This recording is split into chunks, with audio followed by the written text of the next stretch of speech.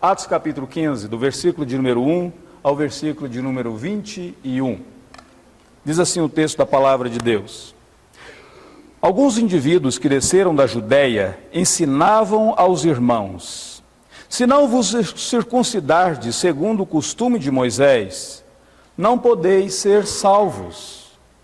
Tendo havido da parte de Paulo e Barnabé contenda e não pequena discussão com eles, resolveram que esses dois e alguns outros dentre eles subissem a Jerusalém aos apóstolos e presbíteros com respeito a esta questão.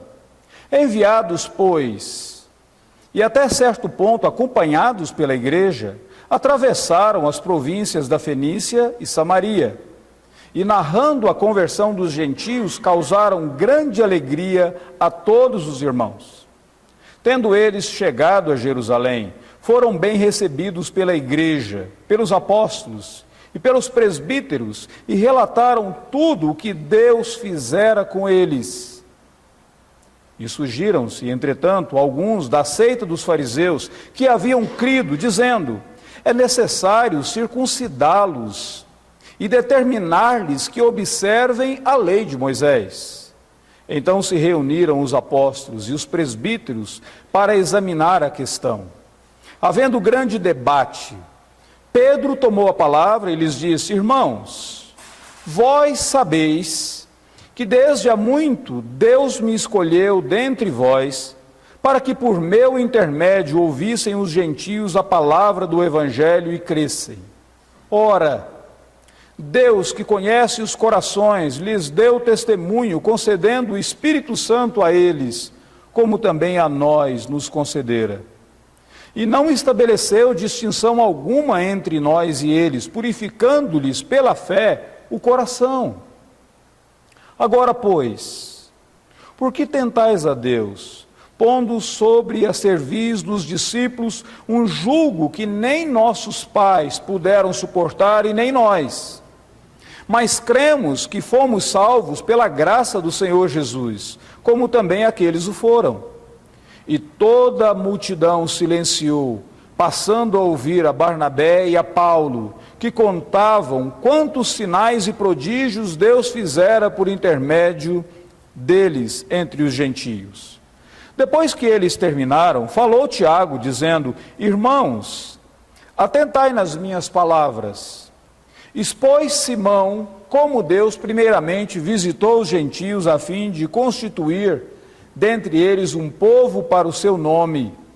Conferem com isso as palavras dos profetas, como está escrito: cumpridas estas coisas, voltarei e reedificarei o tabernáculo caído de Davi, e levantando-o das suas ruínas, restaurá-lo-ei, para que os demais homens busquem o Senhor, e também todos os gentios, sobre os quais tem sido invocado o meu nome, diz o Senhor, que fez essas coisas conhecidas desde séculos. Pelo que julgo eu, não devemos perturbar aqueles que dentre os gentios se converteram a Deus, mas escrever-lhes que se abstenham das contaminações dos ídolos, bem como das relações sexuais, da carne de animais sufocados e do sangue, porque Moisés tem em cada cidade, desde tempos antigos, os que pregam nas sinagogas, onde é lido todos os sábados. Em todas as áreas da nossa vida, nós podemos perceber a importância dos fundamentos. Se nós não dermos a devida importância ou a devida atenção aos fundamentos, nós corremos o risco de algumas coisas que nós edificamos, algumas coisas que nós construímos, realmente caírem por terra e provocarem um verdadeiro caos. Na vida cristã, nós também temos que dar a devida atenção aos fundamentos. Aquilo que é básico, aquilo que está na raiz, aquilo que é radical. E não existe nada mais importante, ou nenhum outro fundamento mais importante, senão a suficiência do Senhor Jesus Cristo e a suficiência da obra de Jesus Cristo para a minha salvação e para a sua salvação. E esse texto que nós acabamos de ler, ele fala sobre a suficiência de Cristo para a salvação do ser humano. Em outras palavras, esse texto, a principal lição dele é que Cristo basta para que eu e para que você sejamos salvos. É interessante que nós não vivemos numa sociedade abertamente antagônica, contrária a Jesus Cristo. Nós não vemos nenhuma rejeição aberta à pessoa de Jesus. Nós não vemos nenhuma rejeição aberta à bondade de Jesus. As pessoas normalmente acreditam que Jesus existiu e que ele foi uma pessoa bondosa. Eles não estão dispostos a recebê-lo como Deus e como Rei.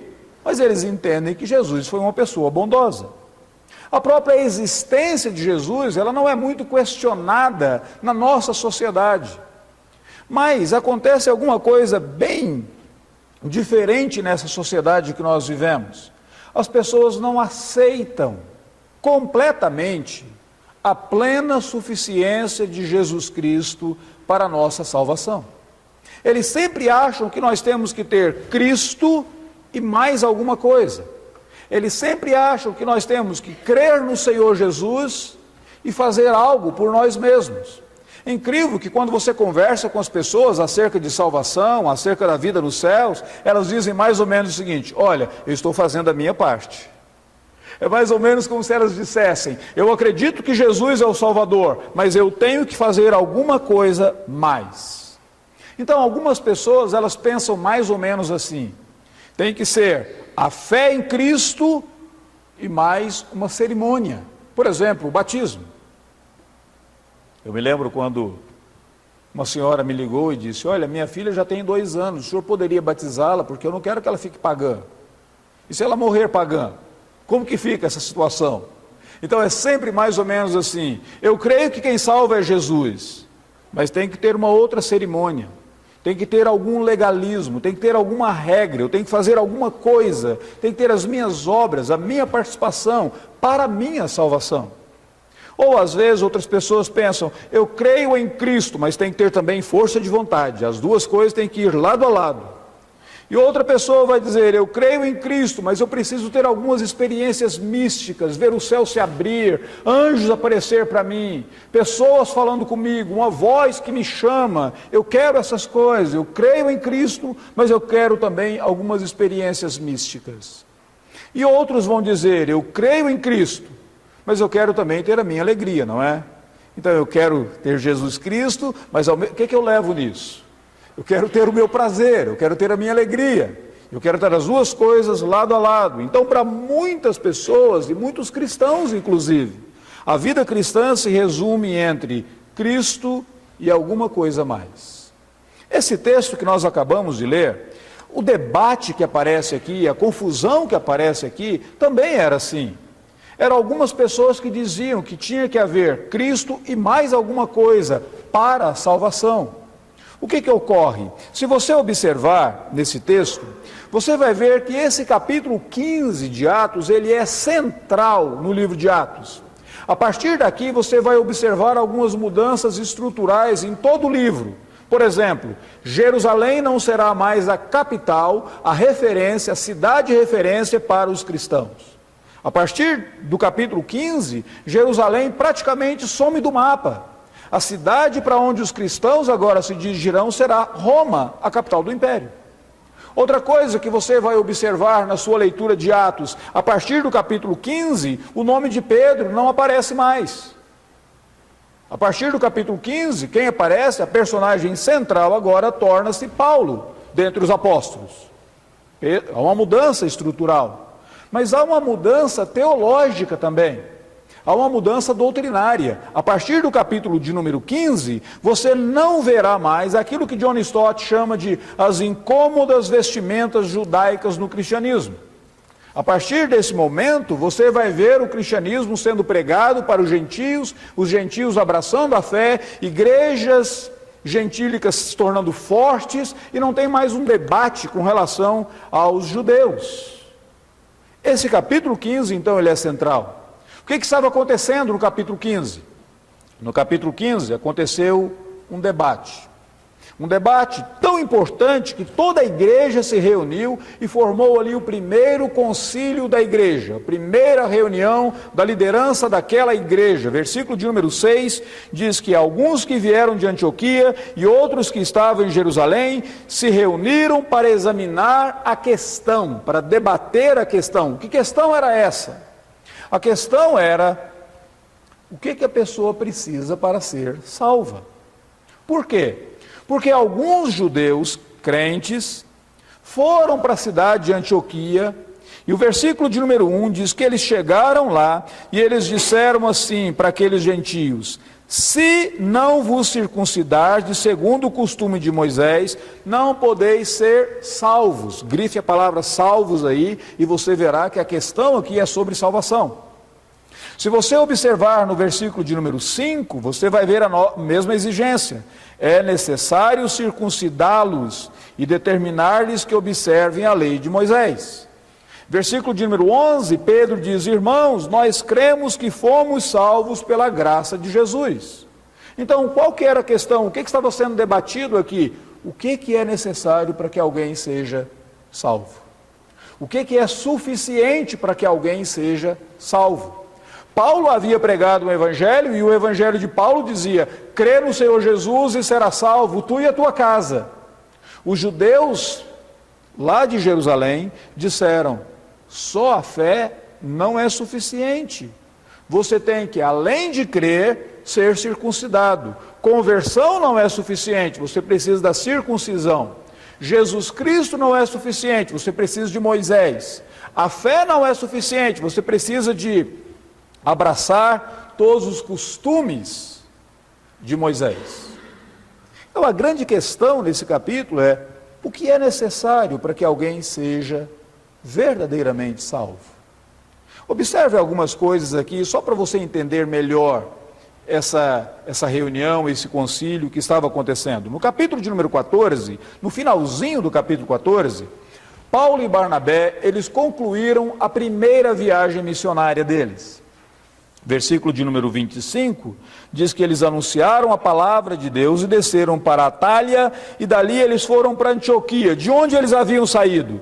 E quando eles chegaram lá, eles relataram aos irmãos o que Deus havia feito por eles, houve grande alegria, e eles relataram como que Deus havia aberto aos gentios a porta da fé, como que Deus havia convertido os gentios.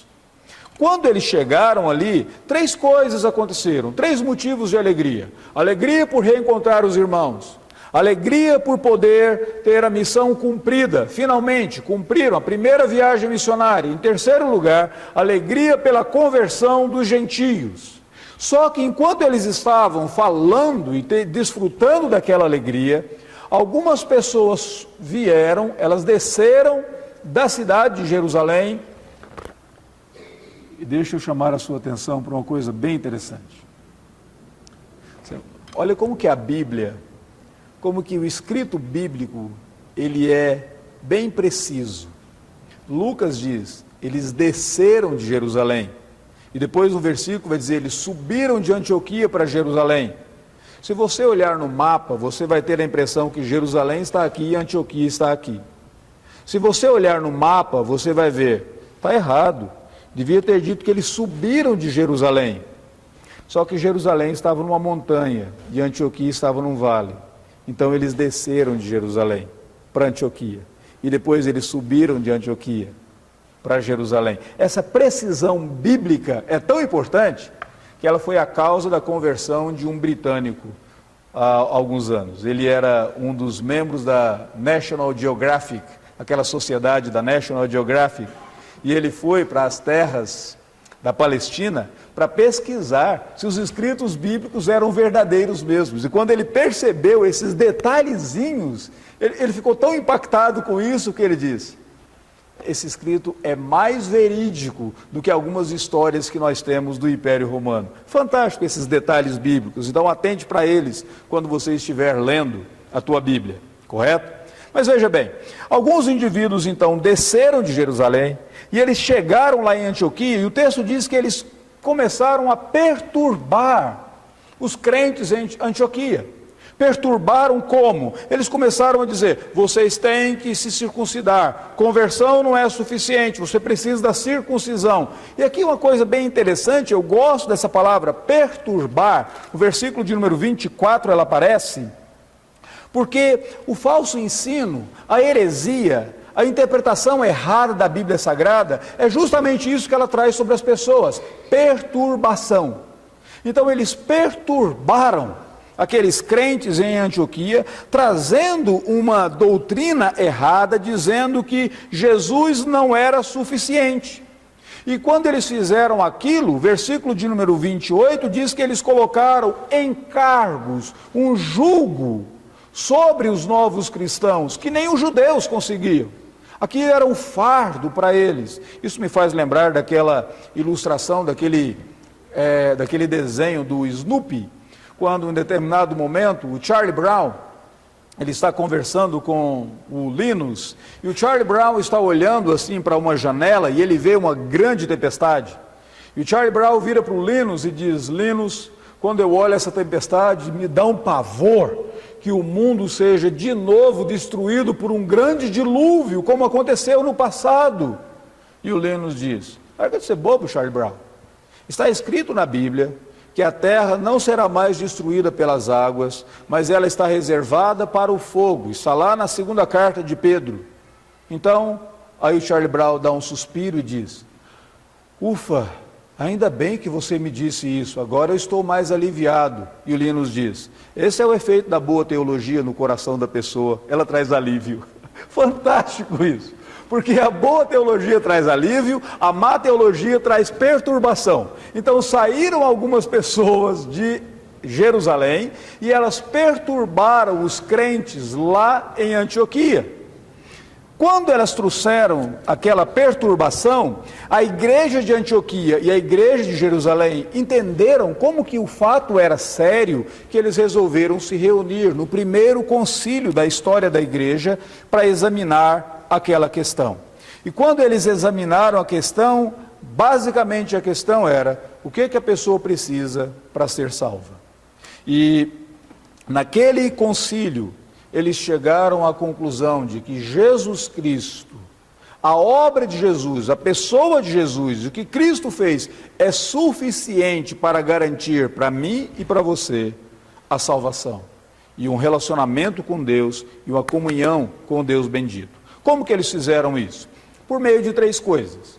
Primeiro, Pedro se levanta e fala naquele concílio.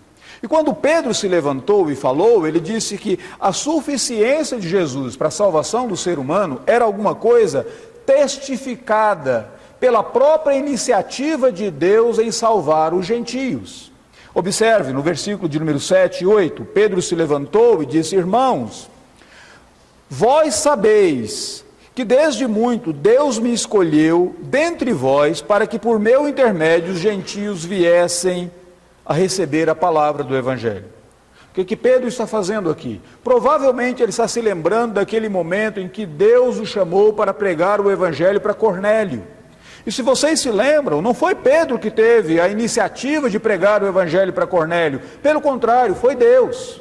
Pedro estava com fome, ele subiu ao alto de uma casa para orar, ele teve uma visão, a visão era de um lençol aberto e vários animais ali, mas dentre aqueles animais existiam alguns que os judeus consideravam imundos. E Pedro ouviu aquela voz: levanta, Pedro, mata e come. E Pedro diz: de maneira alguma, Senhor. Como poderei eu comer alguma coisa que é imunda? E a voz diz: ao que Deus purificou, não considere imundo, Pedro. Segunda vez acontece a mesma visão, o lençol se abre, animais ali, a voz vem, da mesma coisa. Terceira vez acontece a visão, até que depois da terceira vez alguém bate a porta e Pedro abre. Existem 2 homens agora procurando por Pedro, que estava na casa de Simão, o curtidor, e eles dizem: nós viemos da casa de Cornélio, um grego, um romano aliás, um centurião romano. E ele nos mandou vir aqui, chamar-te para que você fale das palavras que Deus colocou na tua boca e no teu coração para ele. E Pedro, naquele exato momento, ele entende: a iniciativa de pregar o Evangelho para gentios foi iniciativa de Deus. É como se o próprio Deus, através da iniciativa dele, estivesse dizendo: o que o meu filho fez na cruz do Calvário, o sangue que ele derramou, é suficiente para salvar não apenas judeus, mas também gentios, e todo aquele que nele crê. A suficiência de Jesus, ela foi testificada pela própria iniciativa de Deus. Versículo de número 8, Pedro ainda diz assim: foi Deus que, conhecendo os corações dos gentios, derramou sobre eles o Espírito Santo. Do mesmo jeito que os cristãos haviam recebido o Espírito Santo lá no Pentecostes, agora o Espírito Santo foi derramado sobre Cornélio e sobre a família dele. E Pedro entendeu que Deus não fez acepção de pessoas, porque a obra de Jesus é suficiente para salvar todo aquele que nele crê. Por último, Pedro diz no versículo de número 9, Deus também viu que a obra de Jesus é suficiente a ponto de Deus purificar o coração dessas pessoas pela fé. Em outras palavras, quando Pedro se levantou e ele falou da suficiência de Cristo Jesus para a salvação, ele diz: essa suficiência ela foi confirmada primeiro por Deus. Ela não foi confirmada pela igreja, ela não foi confirmada pelos teólogos de plantão, ela foi confirmada por Deus, por iniciativa do próprio Deus, Deus que recebeu o sangue do seu Filho sendo apresentado não no tabernáculo feito por mãos humanas, mas nos céus. Deus disse: basta, é suficiente. O que Jesus fez na cruz do Calvário é suficiente para salvar todo aquele que se chegar a ele. A segunda coisa que você observa aqui é que próprio Pedro diz que a suficiência de Jesus para a salvação é confirmada pela experiência do povo de Deus. Observe o versículo de número 9 até o versículo de número 12, versículo 10 até o 12, quando Pedro diz assim: agora pois, por que tentais a Deus, pondo sobre a cerviz, ou sobre os discípulos, um jugo que nem os nossos pais puderam suportar? O que Pedro está falando aqui é revolucionário. Pedro está dizendo: vocês se lembram do Antigo Testamento? Vocês se lembram daqueles sacrifícios que eram realizados no Antigo Testamento? Vocês se lembram que o tabernáculo estava entre as tendas de todas as tribos, e daquele tabernáculo, pelo menos 2 vezes ao dia, era realizado um sacrifício, pela manhã e pela tarde era realizado um sacrifício.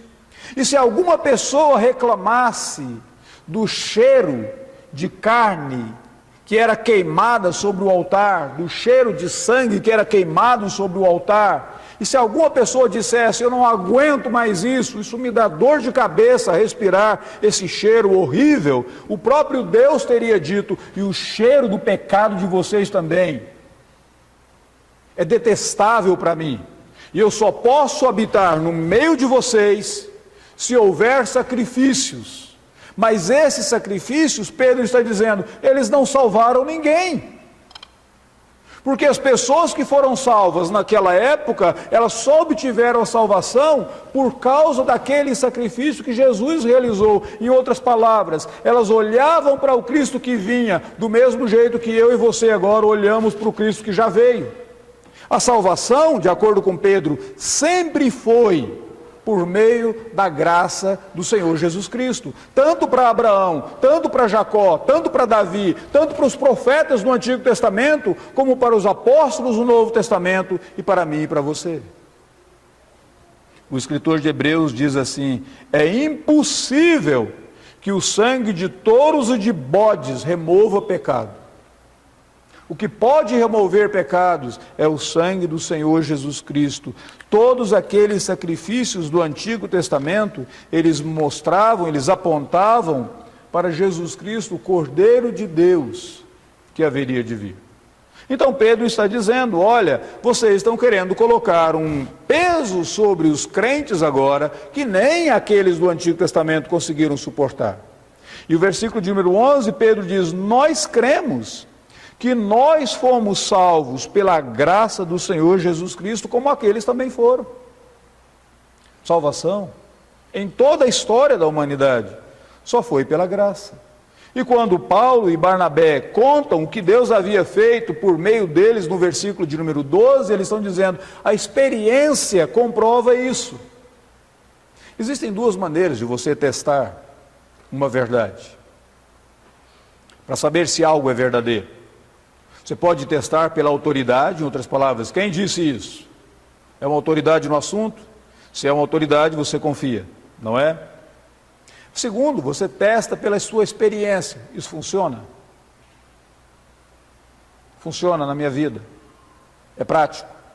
E agora, Pedro está colocando as duas coisas. Primeiro ele vai dizer, olha, se você olhar para a experiência, se você olhar para a nossa realidade, nós fomos salvos pela graça. Lá no Antigo Testamento, os crentes do Antigo Testamento foram salvos pela graça. Por que vocês querem colocar alguma coisa a mais sobre os ombros dos crentes? Jesus é suficiente e a experiência confirma isso. Em terceiro e último lugar, agora não é Pedro mais que fala, mas é Tiago. Do versículo de número 13 em diante, Tiago toma a palavra. E a maneira como o texto diz, depois que eles terminaram, falou Tiago, indica que Tiago era um líder naquela igreja. Porque ele espera todos falarem e ele dá a palavra de conclusão. Ele é aquele que vai concluir tudo. Tiago se torna um líder. Mais tarde, Paulo vai falar sobre Tiago como uma coluna da igreja em Jerusalém.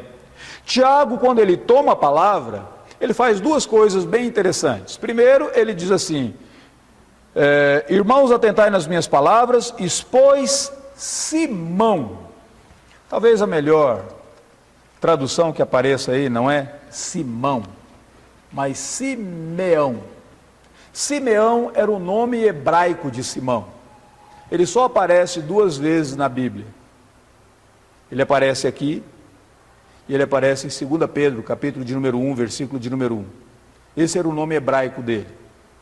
Tiago está disputando agora num concílio onde tem muitos judeus. E Tiago, ele quer mostrar a afinidade dele, como que ele é zeloso pelos judeus. E ele chama o nome de Simão no original, no hebraico. Irmãos, Simeão disse o que Deus primeiro fez por ele. Isso é uma coisa fantástica. E o português não te deixa ver isso, mas o grego nos deixaria. Segunda coisa que ele faz aqui, que também o português não te deixa ver, mas o grego deixaria, é que diz assim, Deus visitou os gentios com o propósito, a fim de constituir dentre eles um povo para o seu nome. A palavra povo, existem alguns termos gregos que são usados para povo.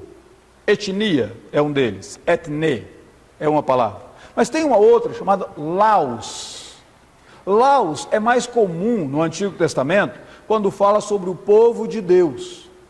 Quando fala sobre o Israel de Deus, o povo de Deus, sempre se usa a palavra laos. Etnia é o geral, todas as nações, todas as etnias. Laos é o povo de Deus. Sabe o que Tiago usa aqui? Laos. Deus visitou os gentios para ter um povo dele, a partir dos gentios. É como se Tiago estivesse dizendo, o que Deus está fazendo com os gentios é que os gentios, a partir de agora, eles serão o novo Israel de Deus. Eles são realmente o povo de Deus. E a outra expressão é, um povo para o seu nome. Essas expressões, elas só eram usadas no Antigo Testamento para o povo de Israel. Tiago agora pega essas mesmas expressões sagradas para o povo de Israel e ele dirige isso agora para os gentios, para a igreja como um todo. Ele diz, a igreja é o povo de Deus. Deus não tem dois povos. Deus não tem alguns que são mais filhos e outros que são menos filhos. Mas todos são agora filhos de Deus. Deus abriu para que todos se voltem para Ele. E para confirmar o que Tiago estava dizendo, ele cita a Bíblia. Ele diz assim, como está escrito, versículo de número 16, ele cita uma passagem do livro de Amós, e lá na passagem do livro de Amós, ele diz assim, que o próprio Deus havia dito, cumpridas essas coisas, eu reedificarei o tabernáculo de Davi. Ele está dizendo, olha, Deus só estava aguardando o cumprimento em Jesus Cristo, o cumprimento no descendente de Davi, no Cristo descendente de Davi, para alcançar os gentios. Na plenitude dos tempos, Deus veio e ele alcançou os gentios. Mas ele diz no versículo de número 18, Deus que fez essas coisas conhecidas desde os séculos. Em outras palavras, é como se ele estivesse dizendo, Deus sempre esteve comprometido em salvar os gentios. Aqui um ponto bem interessante. Quando você lê a Bíblia, você vê que a Bíblia fala de uma tribo que adorava o ídolo X, uma outra tribo que adorava o Deus fulano de tal, uma outra tribo que adorava o Deus fulano de tal. E quando a Bíblia fala sobre Deus, ela diz que Deus é o Senhor de toda a terra. Deus não é um Deus tribal. Deus é o Senhor de toda a terra. E é por isso que Ele está comprometido em salvar todas as nações e pessoas de todas as nações. E quando Tiago disse aquilo, citando a Bíblia Sagrada, era como se Tiago estivesse dizendo, a própria Bíblia declara que o sacrifício de Jesus Cristo é suficiente. O que é necessário então para que alguém seja salvo? Crer no Senhor Jesus, confiar no Senhor Jesus. Mas você vai dizer, mas depois disso, o que mais eu devo fazer? Para você crescer espiritualmente, tantas outras coisas, ler a tua Bíblia, manter a comunhão com os crentes no Senhor, porque, embora você não saiba, a sua amizade ela é muito importante. Se você se acerca de sábios, você se torna sábio. Se você se faz amigo de pecadores, você logo se desvia para o pecado. A sua vida de oração, a sua vida de proclamação da palavra de Deus, mas essas são coisas posteriores à sua salvação. Essas são coisas para o seu crescimento espiritual, para a sua salvação, para a sua conversão. Propriamente, o que você precisa? Crer no Senhor Jesus e será salvo tu e a tua casa. É como se naquele exato momento a igreja em Jerusalém dissesse, Jesus é suficiente para a minha e para a sua salvação. O sangue que o Senhor Jesus derramou na cruz do Calvário é suficiente para transformar o seu coração e o meu coração. O que isso tem a ver com a minha vida? O que isso tem a ver com a sua vida? Amanhã, quando você sair daqui, quando você for para o seu trabalho, amanhã, quando você se relacionar com os colegas de escola, amanhã, quando você tiver as suas atividades, o que esse texto tem a ver com você amanhã? Deixa eu te lembrar algumas coisinhas importantes. Primeiro, lembra sempre que a má doutrina traz perturbação, como a má doutrina trouxe perturbação para aqueles crentes do passado. Quando você abraçar um ensino errado, quando você abraçar uma instrução errada, isso vai trazer perturbação para você e para as pessoas que estão ao seu redor. Lembra disso? Isso foi naquela época, isso continua hoje e será assim até o retorno do Senhor Jesus Cristo. Essa é a primeira coisa. A segunda coisa que eu quero que você se lembre é que quando existe algum conflito no meio do povo de Deus, quando existe algum debate no meio do povo de Deus, alguma contenda e alguma discussão, a melhor maneira de você resolver qualquer contenda, qualquer confusão, é se voltando para a palavra de Deus, como os líderes daquela igreja fizeram. Se você observar, quando Pedro falou, o que ele fez? Ele falou do que Deus havia feito na vida dele. Quando ele falou sobre os crentes do Antigo Testamento, ele estava falando de alguém que as pessoas conheciam. Quando Tiago se levantou, ele citou a palavra de Deus. A melhor maneira de você resolver questões que trazem confusão, conflitos para a tua vida, é examinar a tua vida à luz da palavra de Deus. A Bíblia Sagrada, pegando aquela expressão de Calvino, elas são os óculos que Deus nos dá para nós enxergarmos corretamente a realidade e corretamente a nossa vida. Volte-se para a palavra de Deus. Em terceiro e último lugar, é importante você se lembrar que não apenas ontem, mas hoje, você não é salvo pelos seus méritos, você não é salvo pelo seu esforço, Você não é salvo pela sua boa vontade, porque os seus méritos, seu esforço, sua boa vontade, eles mudam, eles são mutáveis, mais do que o vento. Às vezes você acaba de orar e prometer algo a Deus, e quando você se levanta dali, você já esqueceu do que você prometeu e você cai. Tão frágeis somos. Mas lembra que a sua aceitação é tão somente pelo sacrifício de Cristo Jesus. Jesus é suficiente para salvar você, para salvar aqueles para quem você prega o Evangelho. A morte, o sacrifício, o sangue de Cristo Jesus foi recebido pelo Pai de tal maneira que Deus disse: basta. Eu só preciso disso.